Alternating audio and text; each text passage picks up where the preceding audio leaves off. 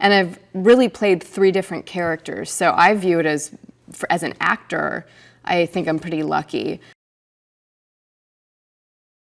Eve is really cool to play. I mean, the wardrobe is really fun. It's last season I was wearing a lot of wigs, which was really, really fun, and also saves your hair. I was telling Bree and Claire, I was like, that's probably the first year on the show where I wasn't having my hair like blow dried and straightened and curled all the time, because all we had to do was slap a wig on. Eve is harder for me to play than Juliet because I'm very expressive. I talk with my hands, I move a lot, I'm loud, and Eve is so controlled. David's been amazing. I'm so impressed with him. We just gave him a cake because it's currently his 8th and final day directing the episode. I think that he really just did not take this opportunity for granted. Obviously he's my fiance, so I've seen him for the last 2 years prepping for this, and David works more than anyone else. Cast-wise, his hours. He works really long days, and when he wasn't shooting, he was on set shadowing directors. He's been meeting with directors. He's been reading books. He is taking this so seriously, and from what I've heard from the crew and what I've seen, both as his partner in life and as his castmate, is he was just, if anything, over-prepared. It's just nice as his partner to see, your man like so enriched and inspired. Yeah, the Monroe-Rosalee relationship is so sweet. They met as, strangers in season 1, and the evolution of Rosalee has been such a beautiful one. We met her on the scene, guarded, insecure. She lost her brother. Has these gifts as an apothecary and a healer, but doesn't really trust herself, and was never going to stick around. And then she befriends this Grimm and meets this Blutbad, and I think Rosalee, she comes from a family of resistance fighters and people kind of struggling for a new way of life, and so I think that was attractive to her. Like, we can all work together. Grimm's, Wesen, Kehrseite, give you one loving world. She meets Monroe, who is also, a reformed Wesen himself, and starting a new life and changing the rules for like what a Wesen is, how they're supposed to behave, and what kind of lifestyle they're supposed to have. And there's a real friendship that was created, and it's just a very nice, slow progress of 2 people. I think the reason why our show works and we've been on the air this long and we have such loyal, amazing fans is I don't think you've ever really been able to define us. I mean, we started out as, the other fairy tale show, and I just think we're so much more beyond that.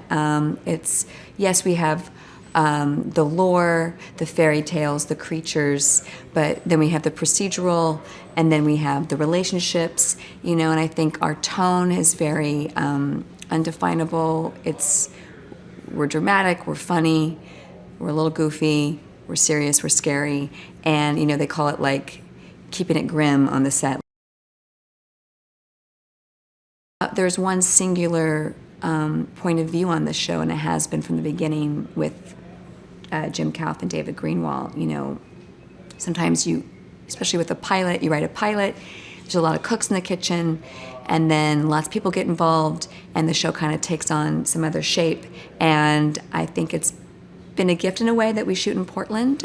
We've kind of stayed in our own little Grimm bubble, but the network has also been so supportive, NBC, of like, heavy involvement, but also trusting what we're doing up here. And there's really been some really fun creativity that's been able to happen. Yeah, we've evolved, and each season is a little different, but I think at our core we've remained the same, and I think that's why people, stay with us. So. Our finale was, I always love our finales. I think our finales are always so big and exciting. But I think this particular season 5 finale was like a freaking Jason Bourne film. Like, I was like, what the heck? our budget must have tripled for this episode. There was like so much going on. We begin season 6 with the captain very firmly planted on the side of evil, and I don't think he's going to move himself from that place. Everyone has chosen sides, whether Blackclaw or Hadrian's Wall, and there is a bit of a civil war going on in Portland. Adalind has been, like 4 characters in one at this point, so it's been really fun for me to get to follow her along from, guest star kind of evil henchman to, mother ×2, and now, love interest for Nick, like part of this love triangle with Juliet and Eve. So it's been quite an epic journey. David has been an amazing director. He's been super supportive. He gives great notes. He keeps everybody's spirits up. I would love him to direct another episode. Like the Rabbit's Foot episode was one of my favorite episodes. Things that are explaining everyday life occurrences with the fairy tale culture. The great thing about doing a fantasy show is that you can keep rewriting the rules, which they have. So that's a way to keep things fresh. This season is going to be full of hijinks. I think we're boiling a little bit more down to our core cast. Nick Burkhart's evolution is best expressed through his haircut's evolution.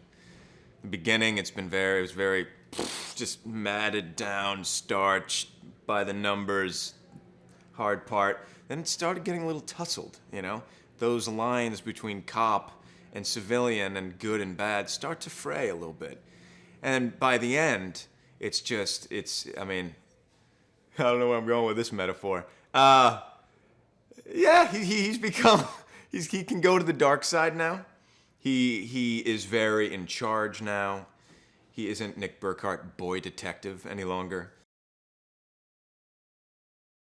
We really love each other. It truly is a family. We just have found this place where these people are going to be in our lives forever. The actors, the crew. And it's fun on set. No one really wants to get out of here. Season 6 is, we're going to answer a couple of very large questions. We've answered some things about history, a lot of things about Hitler, royalty, World War I, World War II, and now we're going to answer a couple of things that have never been dealt with on the show. We keep allowing the characters to move forward kind of the way they want to move forward. So we just follow them and allow the serialized elements of the show to happen sort of naturally. We got really lucky. I mean, we have a young cast who had not done a lot, most of them had not done a lot of television before, and they just really gelled. It was talent, and they're all decent human beings. So what are the odds? Yeah. And the crew. I got to say, the crew is very supportive, and they all get along so well that everybody. It's a great machine. The crew actually read the scripts, so that's a great kudo. I mean, if you look at the character of Adalind, played by Claire Coffey, from the very first, the pilot. I think she was actually in the first day. She was just walking by, and she morphed into a Vesson. It was Nick Burkhart's first view of this world he was about to enter. And then we thought, wouldn't it be great if she came at the end of the pilot? And then we liked her so much, we said, well, maybe she could be a lawyer, and then she's a hexen beast, and she's been through so much, and we like to put them all through all their paces if humanly possible. So this year will be no different. We're in the tunnels. I mean, we ended season 5 in the tunnels. thinking that Nick is dead because he's got all of Black Claw, Renard after him, Bonaparte after him, and leaving to kind of continue his legacy in some way, shape, or form. I mean, we're all kind of broken up about it, but we need to go, and we need to get out of there before we get killed ourselves. So it's quite scary. If you've seen the tunnels, they seem very real. It's a lot to handle. There's a lot of change going on, a lot of relationship changes. With Eve not knowing what's going on, with me kind of grappling with this whole new kind of creature world and being something that I don't know that there's even a cure for. So having to deal with that, it's exciting and it's fantastic. I think it's going to bode for a really great season 6. I remember I think it was season 1 when Russell Hornsby was let in on the Grimm secret, and I was like, I was so jealous. I was so jealous. And then suddenly everyone started being let in, and I was like, wait a minute, how come I can't be in on this? How come I can't be in the popular group? And then suddenly they just, it was a great slow burn, which they love to do. And I think it was a really great call on their part, because for me, especially as an actor, I mean, I've loved it. It's evolved season to season, and now I have this whole new thing to deal with, and the excitement of that. I mean, this whole thing that I was afraid of at first, and suddenly I'm learning to grapple with, but I do feel still like I'm kind of the everyman in the show. That kind of is the eyes and ears of a normal person, of the audience, that they can kind of relate to, because this stuff still freaks me out to no end. Even like crazy stuff like changing into something else. I mean, who would ever think of that? When I started, there were very few Asian actors that were series regulars, and now, and thanks to David Greenwalt and Jim Kauf, to Grace Wu at NBC, and to Bob Greenblatt, I mean, this is all happened. Todd Milliner, Sean Hayes, and they gave me this role that was like, could have been any ethnicity at all. So they were really, really front runners in terms of that. And now he's given this whole life, which I really have loved, and have loved the evolution of. So it has been amazing, and I am blessed and grateful. Just being on the stages feel like home. Because oftentimes we shoot in the elements, right, in past seasons. So, you're either in extreme heat or extreme cold. And when you're out there in those elements, especially the cold, for a number of hours, it can get to you. And it's draining, it's fatiguing. And so when we're on the stages, we're in a controlled environment, our trailers are close by. It's all the comforts of home that you need, and I always look forward to it. And I think this year we're going to be at home, I think, a lot more. I think it's a blending of the stories, the writing, using a classic Grimm's fairy tales as the backdrop, as the sort of the root, and sort of what has evolved from that. And I think what the writers have done so creatively is really weaved in a lot of wonderful elements of our personalities, and just some of our other creative abilities, as actors. They've sort of woven that into the characters in different ways.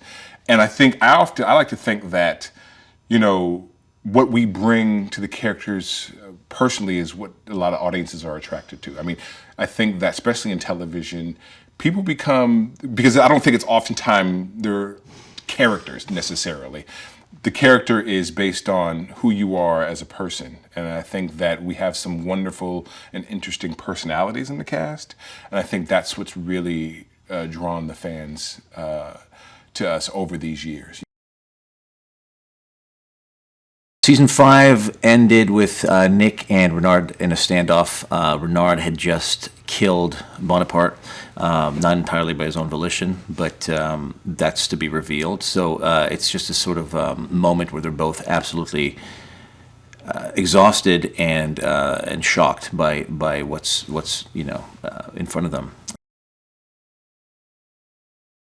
And again, the stakes are super high, and everyone's sort of running for their lives. This is just me on the way to work. This is just, It was his barista, and he just wouldn't know.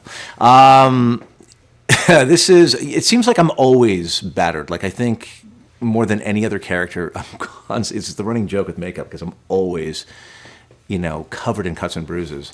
And this season's no exception. So, what is this? This is from the fight with Nick at 522 when he attacked me in my office, which I thought was a great fight sequence.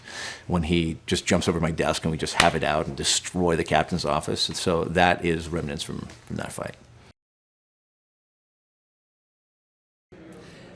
You can't have a fever pitch of direness and intensity over the whole course of a season.